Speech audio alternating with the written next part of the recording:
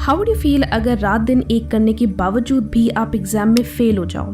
How would you feel अगर topper होने के बाद भी आपका एवरेज रिजल्ट आए?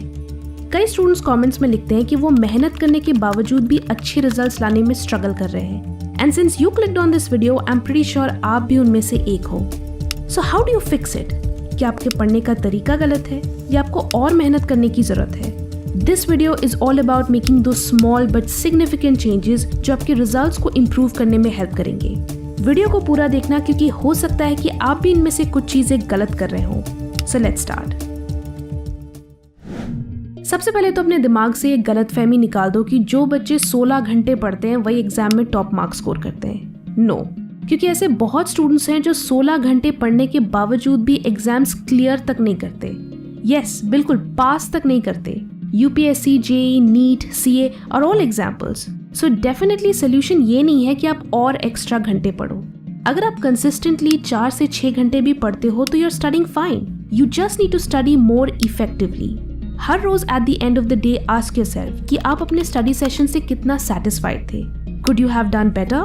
क्योंकि कई बार ये होता है कि आप घंटे जरूर जोड़ते हो लेकिन आप ट्रू आउटपुट नहीं जोड़ते कि आज मैंने कितने चैप्टर्स खत्म किए या कितने क्वेश्चन सॉल्व किए। अगर आप अपने आउटपुट से सेटिस्फाइड हो then great, you did a good job. But अगर आप सेटिस्फाइड नहीं हो then you need to ask yourself कि आप क्यों अपने टारगेट्स हिट नहीं कर पाए। कौन सी ऐसी चीजें हैं जो आपको डिस्ट्रैक्ट करती हैं? कौन सी चीजें आपको प्रॉपरली फोकस नहीं करने देती? And try to fix those things. Be more effective.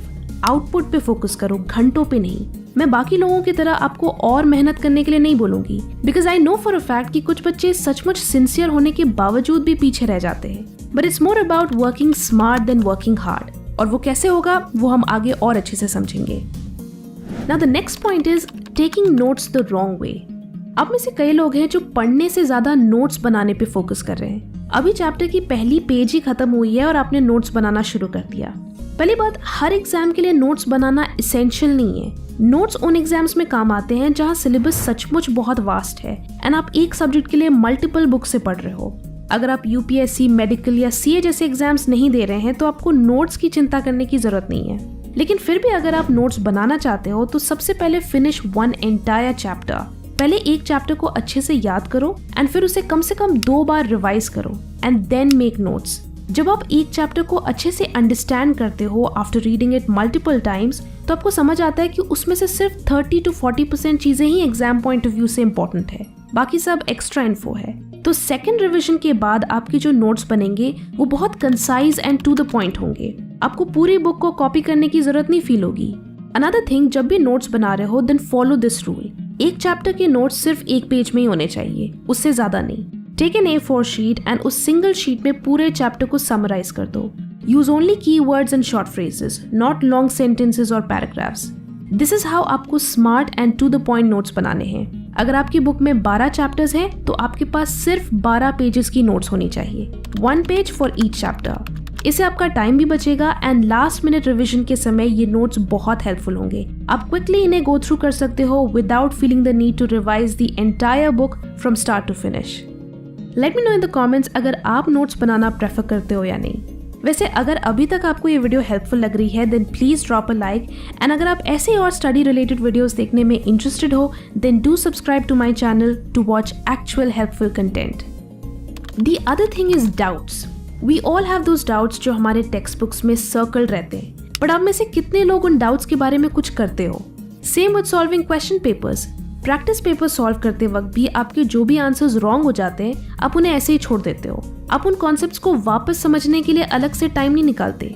इससे ऑब्वियसली आपकी नॉलेज इनकम्प्लीट रहेगी एंड आपके बेसिक्स भी क्लियर नहीं होंगे। सो इट्स वेरी इंपॉर्टेंट कि आप इन डाउट्स को उसी वक्त क्लियर करो, अदरवाइज आप एग्जाम में इन डाउट्स की वजह से कंफ्यूज होगे एंड बहुत टाइम वेस्ट करोगे।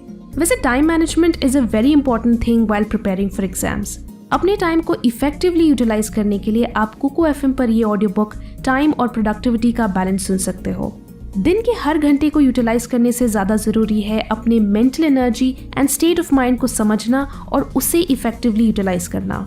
ये book traditional time management advice से हटकर आपको अपने क्रिएटिव स्वीट स्पॉट को यूटिलाइज करने के लिए कहती है। इस ऑडियो बुक को सुनने के लिए डिस्क्रिप्शन में दिए हुए लिंक पर क्लिक करें and use our exclusive code FT50 and आपको कुकू FM के पहले मंथ के सब्सक्रिप्शन पे 50% ऑफ मिलेगा।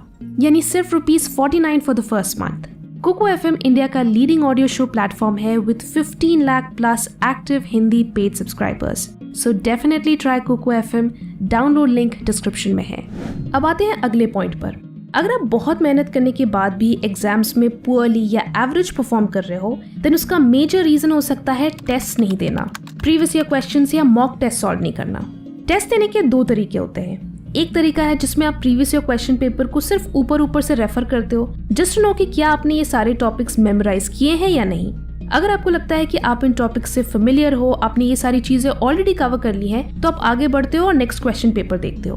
और अगर आपको लगता है कि ये एक पर्टिकुलर क्वेश्चन मुझे नहीं आता, तो आप उस बुक से रेफर कर लेते हो कि अच्छा ये आंसर है, and again you move on to the next question.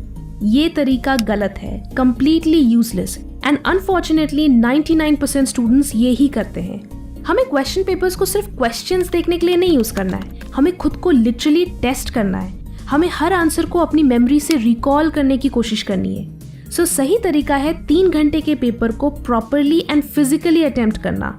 जब आप एक्चुअली पेपर को अटेम्प्ट करोगे, जस्ट लाइक आप एग्जाम हॉल के सीरियस एनवायरनमेंट में पेपर्स अटेम्प्ट करते हो, देन यू विल नो कि आप कितने पानी में हो। You think you know the answers, you think you can solve this question, but जब आंसर्स लिखने की बारी आएगी तब आपकी एक्चुअल डाउट्स बाहर निकल कर आएंगे और तभी आपकी मेमोरी का असली टेस्ट होगा। And again, don't just refer the books for answers. अगर आप आंसर्स रिकॉल करने में स्ट्रगल कर रहे हो, देन इट्स गुड। अपने ब्रेन को सोचने का मौका दो, खुद से कनेक्शंस बनाने का मौका दो, एंड दिस इज हाउ वो इन्फॉर्मेशन आपके दिमाग में और अच्छे से कैप्चर होगी। एक और चीज जो आपकी एफिशिएंसी एंड मार्क्स दोनों को इम्प्रूव कर सकती है, वो है रिवाइजिंग ट्वाइस अ डे।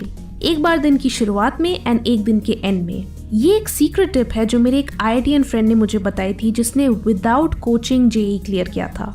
आप जो भी टॉपिक्स पूरे दिन पढ़ते हो, उन्हें दिन के एंड में रिवाइज करो। खुद को टेस्ट करो कि क्या आपने अच्छे से पढ़ा है, अच्छे से अंडरस्टैंड किया, मेमोराइज किया। डोंट थिंक जो पढ़ लिया सो पढ़ लिया, आगे बढ़ते हैं। नो, जो पढ़ा है seal it in your brain. जब आप रिवाइज करके सोते हो तो इट्स लाइक आप अपने ब्रेन में न्यू इन्फॉर्मेशन को as a new document save कर रहे हो, और जब आप वापस उसे नेक्स्ट मॉर्निंग रिकलेक्ट करने की कोशिश करते हो तो वो और अच्छे से आपके ब्रेन में सील हो जाती है।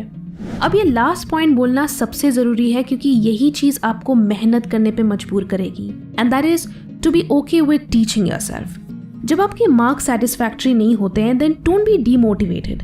हर स्टूडेंट अलग है, हर स्टूडेंट का पढ़ने का तरीका अलग है, तो आपको ये नहीं सोचना है कि मुझसे नहीं हो पाएगा। आपको खुद से वो रिस्पॉन्सिबिलिटी लेनी है कि I will fix it, I will sit with my self and I will teach my self each and everything. School, coachings, YouTube videos आपको सिर्फ गाइड कर सकते हैं, लेकिन असल काम आपको ही करना है। तो खुद ही वो रिस्पॉन्सिबिलिटी लो। कोई आपको एक्स्ट्रा क्लासेस दे या ना दे, कोई आपको हेल्प करे या ना करे, आपको दूसरों पर डिपेंडेंट नहीं रहना है। ऑलवेज से I will teach it to myself. अब तो ऑनलाइन भी बहुत हेल्प अवेलेबल है, so it's not like you're completely on your own. एक एक करके सारे डिफिकल्ट टॉपिक्स टैकल करो, फिर डिफिकल्ट सब्जेक्ट्स फिनिश करो।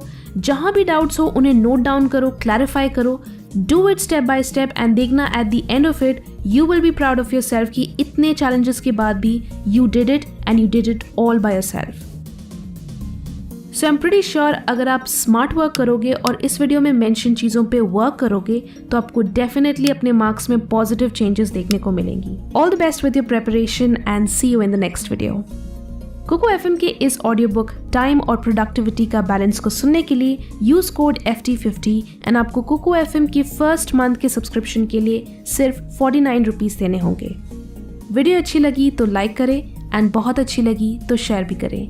Thanks for watching and stay focused.